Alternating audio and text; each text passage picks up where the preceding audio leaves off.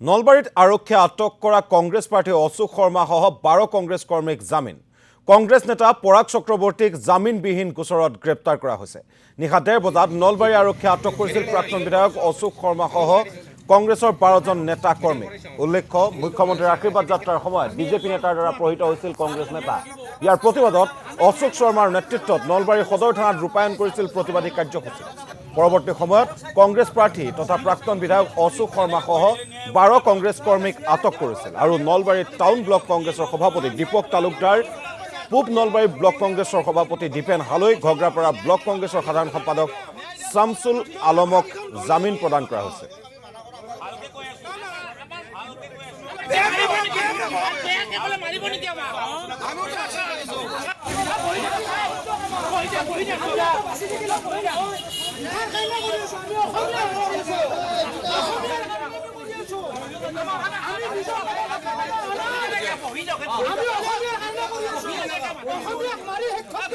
আৰু ইতিমধ্যে আমি আপোনালোকক জনাইছো যে নলবাৰীত মুখ্যমন্ত্ৰীৰ আশীৰ্বাদ যাত্ৰাৰ সময়ত কংগ্ৰেছ নেতাক প্ৰহাৰ কৰাক কেন্দ্ৰ কৰি যি নলবাৰী থানাৰ সন্মুখত প্ৰতিবাদী কাৰ্যসূচী ৰূপায়ণ কৰিছিল কংগ্ৰেছে, আৰু সেই প্ৰতিবাদী কাৰ্যসূচীৰ পৰাই অশোক শৰ্মাসহ কেইবাগৰাকীও নেতা কংগ্ৰেছ নেতাক গ্ৰেপ্তাৰ কৰিছিল, আটক কৰিছিল আৰক্ষীয়ে। ইতিমধ্যে জামিন লাভ কৰিছে অশোক শৰ্মাসহ 12 গৰাকীয়ে।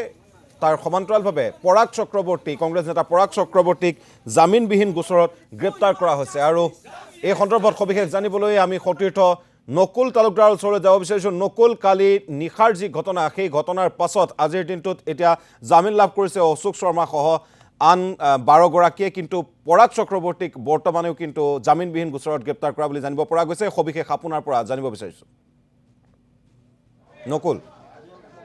হয় দেৱ, যিহেতু কালি এক অনাহুত ঘটনা সংঘটিত হৈছিল আৰু সেই অনাহুত ঘটনাক লৈ কালি যিহেতু কংগ্ৰেছৰ প্ৰক্ষেপিত প্ৰাৰ্থী অশোক শৰ্মা আৰু অসম প্ৰদেশ কংগ্ৰেছৰ সাধাৰণ সম্পাদক দিব্যজ্যোতি হালৈ তেওঁলোকৰ নেতৃত্বত এটা প্ৰতিবাদ সাব্যস্ত হৈছিল। যিহেতু কালি মুখ্যমন্ত্ৰীৰ জন আশীৰ্বাদ যাত্ৰা আছিল আৰু এই জন আশীৰ্বাদ যাত্ৰাৰ প্ৰাক মুহূৰ্তত কংগ্ৰেছ নেতা পৰাগ চক্ৰৱৰ্তীক এগৰাকী বিজেপি নেতাৰ জৰিয়তে প্ৰহিত কৰা হৈছিল, প্ৰহাৰ কৰা হৈছিল আৰু আৰক্ষীৰ সন্মুখত তেওঁক প্ৰহাৰ কৰা বুলি অভিযোগ উত্থাপন হৈছিল। আৰু সেই অভিযোগ লৈ যিহেতু কংগ্ৰেছ নেতাগৰাকীক গুৰুলকৈ প্ৰহাৰ কৰা হৈছিল, তাৰ ন্যায় বিচাৰি যিয়ে প্ৰহাৰ কৰিছিল তেওঁক গ্ৰেপ্তাৰ কৰাৰ দাবীত কংগ্ৰেছে প্ৰতিবাদ সাব্যস্ত কৰিছিল। আৰু সন্ধিয়াৰে পৰা ধাৰাবাহিকভাৱে এই প্ৰতিবাদ সাব্যস্ত কৰি থকা সময়তে 1:30 বজাত টানি ধুই তেওঁলোকক থানাৰ ভিতৰত লৈ যোৱা হয় আৰু গ্ৰেপ্তাৰ কৰা হয়। মই এই মুহূৰ্তত যিহেতু ইতিমধ্যে আৰক্ষীয়ে গ্ৰেপ্তাৰ কৰা 12 গৰাকী লোকক জামিনত এৰি দিয়া হৈছে, জামিনত মুকলি কৰি দিয়া হৈছে। অশোক শৰ্মা আছে, দিব্যজ্যোতি হালৈ আছে, তেওঁলোকক ইতিমধ্যে জামিনত মুকলি কৰি দিয়া হৈছে। আৰু যিগৰাকী নেতা তেওঁলোকৰ প্ৰহিত হ'ল পৰাগ চক্ৰৱৰ্তী, তেওঁক কিন্তু এটা গোচৰৰ আলম লৈ গ্ৰেপ্তাৰ কৰা হ'ল। আচলতে তেওঁ গোচৰ দিব গৈছিল, কিন্তু তেওঁৰ গোচৰৰ কোনো গুৰুত্ব নিদিয়াৰ অভিযোগ উত্থাপন হৈছে। ওলোটাই তেওঁকেই আন এটা গোচৰত গ্ৰেপ্তাৰ কৰা, তাকো জামিনবিহীন ধাৰাত গ্ৰেপ্তাৰ কৰাৰ অভিযোগ উত্থাপন হৈছে। এই মুহূৰ্তত মই যিহেতু অশোক শৰ্মা মোৰ লগত আছে, মই আপোনাৰ কাষলৈ আহিব বিচাৰিছোঁ। যিহেতু কালি এটা অনাকাংক্ষিত ঘটনা সংঘটিত হ'ল, তাৰ পিছত আপোনালোকে প্ৰতিবাদ কৰি থাকোঁতে আপোনালোকক গ্ৰেপ্তাৰ কৰা হ'ল। অভিযোগ আছিল আপোনালোকে আৰক্ষীৰ কৰ্তব্যত বাধা প্ৰদান কৰিছিল, কি ক'ব? অসমীয়াত এষাৰ আপ্তা বাক্য আছে, চোৰৰে বৰবল, চোৰে খোজে দৈকল। তেনেকুৱা হৈছে।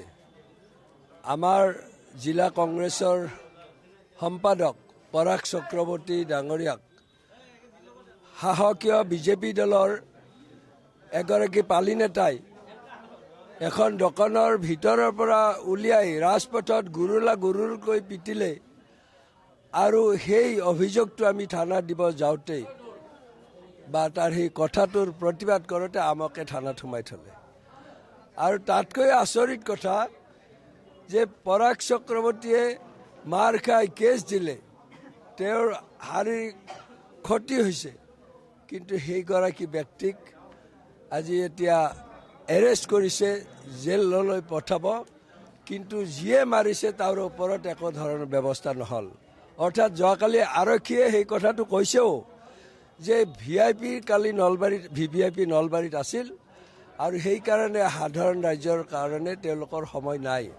গতিকে এই কথাটোৱে প্ৰমাণ কৰিছে যে বৰ্তমানৰ সাহসীয় বিজেপি নেতৃত্বাধীন যিখন চৰকাৰ আছে, এই চৰকাৰখনে গণতন্ত্ৰক কেতিয়াও বিশ্বাস নকৰে, তেওঁলোকে গণতন্ত্ৰক কালি দেখিবলৈ পোৱা গৈছিল আপুনি যেতিয়া প্ৰতিবাদ কৰি আছিল আপোনাক টানি চুচৰি আচলতে শাৰীৰিকভাৱে অপদস্থ কৰা বুলিয়েই ক'ব পাৰি টানি চুচৰি আপোনাক গ্ৰেপ্তাৰ কৰা হ'ল কি ক'ব ইয়াৰ ওপৰত নিশ্চিতভাৱেই কাৰণ আৰক্ষী যেতিয়া আমাৰ সেই সময়ত OC আৰু এডিশ্যনেল SP দুয়োগৰাকী আছিল তেওঁলোকৰ যিটো দম্ভালিপূৰ্ণ কথা তেতিয়াই আমি গম পাইছোঁ যে মন্ত্ৰীৰ আশীৰ্বাদ পুষ্ট হৈ তেওঁ আছে কাৰণ নিশ্চয়কৈ মই আপোনাৰ কাষলৈ আহিব বিচাৰিছোঁ কি ক'ব ইলেকশ্যনৰ ঘোষণা হোৱাই নাই ইলেকশ্যন অহাই নাই তাৰ আগতে এনেকুৱা ঘটনা সংঘটিত হৈছে গতিকে ইলেকশ্যনৰ সময়ত নিশ্চিতভাৱে চিন্তনীয় বিষয় হ'ব আৰু আপোনালোকক কালি এই ধৰণে আচলতে গ্ৰেপ্তাৰ কৰা হ'ল কি ক'ব চাওক ইতিহাসতে কয় যেতিয়া স্বেচ্ছাচাৰী শাসকৰ শেষ পৰিণত হয় তেতিয়া তেওঁলোকৰ দমন নীতি হয় হিমন্ত বিশ্ব শৰ্মা আৰু জয়ন্ত মল্ল বৰুৱাৰ শাসনৰ শেষ পৰিণতি যেতিয়া তেওঁলোকে গম পাইছে যে তেওঁলোকৰ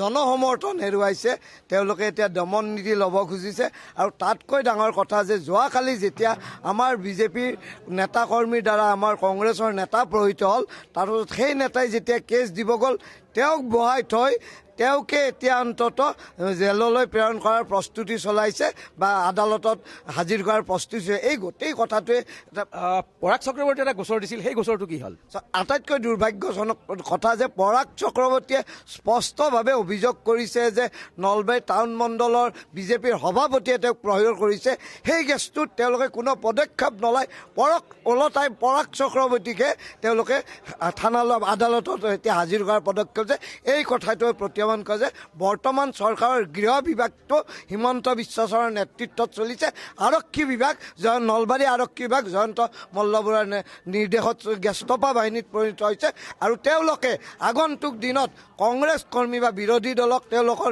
ভেৰণীয়া বাহিনীৰ দৰে ব্যৱহাৰ কৰিবলৈ লৈছে মই অসম আৰক্ষীক আহ্বান জনাম জনহিতাৰ্থে জনহিতাৰ্থৰ নামত তেওঁলোকে শপত খাইছে তেওঁলোকে আৰক্ষীৰ নিশ্চয়কৈ কৰ্ণ থাকিব যিহেতু নিৰ্বাচন আহি আছে নিৰ্বাচনৰ প্ৰাক্ষণত আৰক্ষীয়ে কি ধৰণৰ ভূমিকা গ্ৰহণ কৰে সেয়া নিশ্চিতভাৱে লক্ষণীয় হ'ব কাৰণ নিৰাপত্তাৰ কথাটো আছে কোনো কাৰণত যাতে হিংসাত্মক ঘটনা নলবাৰীত সংঘটিত হ'ব নোৱাৰে তাৰ কাৰণে আৰক্ষীয়ে বিহিত ব্যৱস্থা ল'বই লাগিব এই মুহূৰ্তত মই পুনৰ কৈছোঁ যে যিসকল লোকক আচলতে কালি গ্ৰেপ্তাৰ কৰা হৈছিল গোটেই ৰাতি থানাত বহাই থোৱা আছিল এই লোকক এতিয়া ইতিমধ্যে কংগ্ৰেছ কৰ্মীসকলে নিশ্চয়কৈ নকুল এটা কথা ক'ব লাগিব যে নিৰ্বাচনৰ ঠিক যুঁজা চলোতে প্ৰস্তুতি আৰম্ভ হওঁতেই যদি এই অৱস্থা হৈছে ভৱিষ্যতে কি দশা হ'ব সেয়া সকলোৱে তাকে লৈ চিন্তা কৰিছে এই মুহূৰ্তত নকুল তালুকদাৰক ধন্যবাদ জ্ঞাপন কৰিছোঁ